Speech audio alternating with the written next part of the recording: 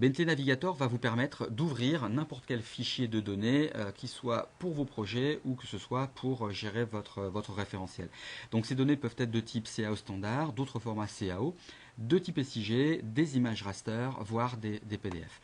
Concernant les fichiers CAO standard, bien évidemment, on va retrouver le format DWG de la version 2012 à la version 2013. Je rappelle qu'AutoCAD 2015 génère du fichier 2013, donc compatible avec Bentley Navigator 8i, des vieux fichiers DXF, comme ici de la 2.6, ou des fichiers microstation V7, V8, 2D ou 3D. Quel que soit votre métier, que vous fassiez du bâtiment, que vous travailliez sur des fichiers AutoCAD ou que vous travailliez sur microstation en 2D ou en 3D, que vous fassiez du projet d'architecture ou de l'électricité, ou éventuellement que vous gériez les surfaces, vous allez pouvoir ouvrir et consulter ces données. Si vous faites bien évidemment un autre métier, que ce soit de l'ordre des réseaux, de l'eau, de la fibre optique, etc., vous allez pouvoir bien évidemment consulter tous les documents CAO en format.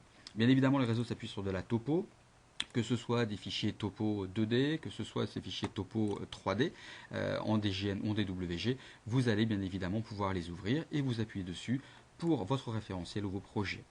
Si vous faites de l'urbanisme, vous allez pouvoir bien sûr consulter vos données cadastrales au format CAO, DGN ou bien évidemment DWG en 2D ou pourquoi pas des maquettes 3D.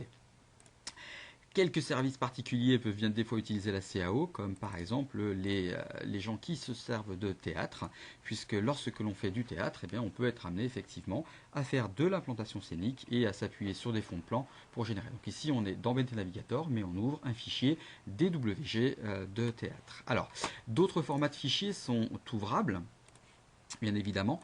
Ces autres formats sont de type CAO, 3DS, donc 3DS n'étant pas un format CAO, on va pouvoir ici filtrer les types de données. Donc si je veux des fichiers 3DS, donc comme ici un fichier 3D très sympathique de Star Wars, il est tout à fait possible de l'ouvrir ou de naviguer avec dedans dans Bentley Navigator. On va pouvoir également ouvrir des fichiers de type IFC, donc comme pourquoi pas un fichier ici de Revit Structure. On va pouvoir ouvrir des fichiers LandXML.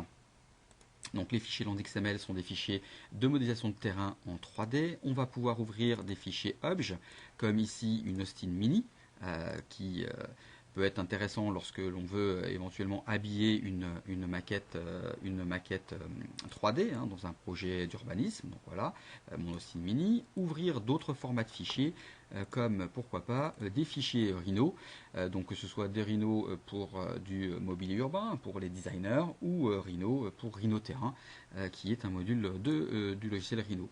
Et bien évidemment des fichiers SketchUp, comme certains projets ou éventuellement donc soit du mobilier urbain ou soit des éléments d'aménagement ou entre guillemets d'illustration, comme ici notre charmante Lara Croft qui pourra bien évidemment illustrer vos projets.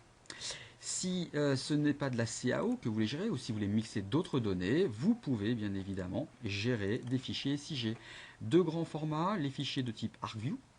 Donc de type ArcView, on va pouvoir bien sûr retrouver des données cadastrales. On va pouvoir filtrer ces données par type, shapefile, donc que ce soit bien évidemment les communes, les parcelles, les bâtiments.